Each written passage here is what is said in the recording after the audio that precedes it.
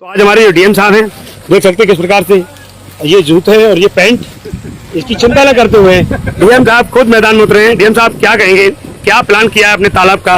ऐसा लगता है जलकुंभी हटकर रहेगी, आज आपकी उपस्थिति हो गई। आपके माध्यम से ये संदेश सभी ग्रामवासियों के लिए है कि भाई तालाब जो है वो सामूहिक धरोहर है, किसी एक व्यक्ति की नहीं है, किसी एक परिवार की नहीं है। और इस तालाब के संरक्षण से आपको ही अपने गांव के अंदर एक अच्छा बैठने का सुंदर स्थान मिलेगा और एक स्वच्छ जल का स्रोत मिलेगा, वाटर रिचार्ज होगा। उसके आसपास जो गंदे नाले हैं उससे मिलने वाले पानी को रोकने के लिए पंचायत ने योजना बनाई है जनपद के माध्यम से, उस पर भी अमल होगा। सोचिए जरा, एक कलेक्टर तालाब में उतर कर खुद तालाब की साफ सफाई करता है। जी हाँ, ये बिल्कुल ये तस्वीरें आप जो देख रहे हो भिंड कलेक्टर करोड़ी लाल मीणा जी की हैं।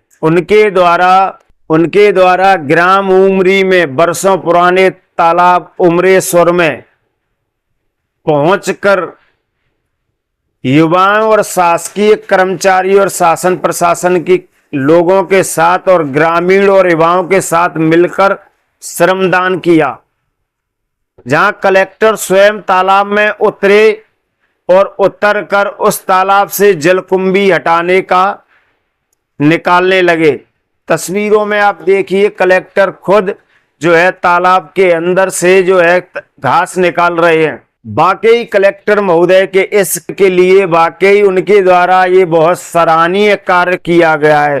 और इस कार्य और अभियान में जितने भी लोग शासन प्रशासन कर्मचारी युवा और ग्रामीण लोग हैं, वाकई वो सब बधाई के पात्र हैं। ये उनकी एक पहल जिले के युवाओं को और जिले के लोगों को एक नई दिशा देगी।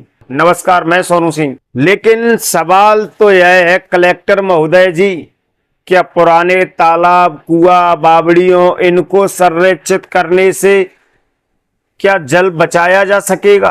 क्या कुआं तालाब बावड़ियां इनको साफ सफाई करना, क्या जल संरक्षित करना पर्याप्त है? बाकी ये एक अलग चीज है जहां तालाबों की साफ सफाई भी होना चाहिए, कुएं बावड़ी इनको जल स्रोत है, इन्हें जो है संरक्षित भी होना चाहिए और कहीं ना कहीं जो है।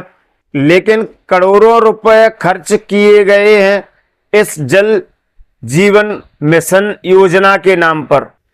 जिन गांवों के लिए करोड़ों रुपए खर्च करके उन गांव में पाइपलाइन बिछाई जाती, उन गांव की सीसियां तोड़ी जाती हैं, उन गांव में हर घर नल जल योजना के तहत पाइपलाइन नल लगाए जाते हैं, जहां जनता का, सरकार का और जनता का जो है करोड़ों रुपए प्रति गांव के लिए खर्च किया गया है। धरती के सीने को चीर कर शुद्ध पेयजल, शुद्ध पीने लायक पानी निकाला गया है। क्या उस पानी को संरक्षित नहीं होना चाहिए?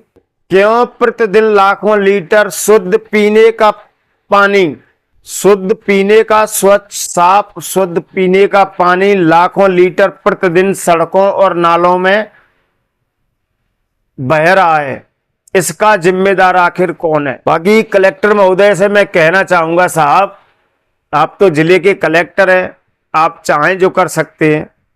कलेक्टर महोदय, आप किसी भी गांव में, भिंड जिले के किसी भी गांव में जाकर दौरा करिए, नल जल योजना की जो है आप एक बार निरीक्षण करिए।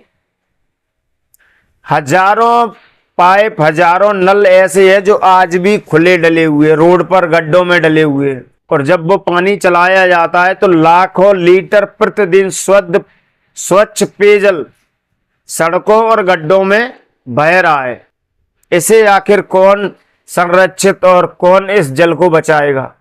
आप तो साहब कलेक्टर है, आप तो जिस गांव में भी चले जाएं, आप जाकर एक बार ये जांच करें, एक बार जाकर देखें, निरीक्षण करें कि वाकई जो करोड़ों रुपए खर्च प्रति गांव के बता रहे हैं, करोड़ों, वैसे तो बहुत ज्यादा रुपए, लगभग अनुमान एक गांव में 1 करोड़ रुपए जो है इस योजना के तहत खर्च किए गए हैं कि ताकि हर घर नल पहुंचे और उस नल से स्वच्छ जल भी पहुंचे।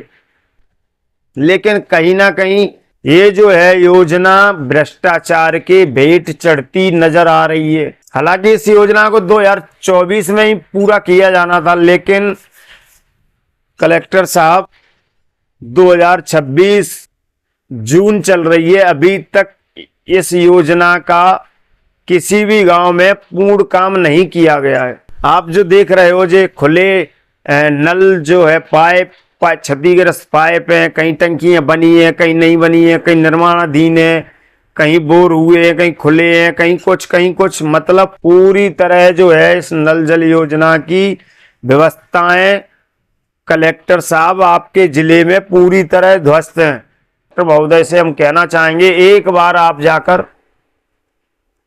जाकर किसी भी गांव में इस नल जल योजना को जरूर देख लीजिए और आप ग्रामीणों से बात करके पता करिए कि अभी तक इस नल जल योजना से कितना कार्य हुआ है और कितना उन्हें परेशानी हुई है और अभी तक कितना जल जो है पानी इस नल जल योजना ने बर्बाद किया है और आगे कब तक ये इसी तरह पानी बर्बाद करेगा। कलेक्टर महोदय जी एक बार देखना जरूर।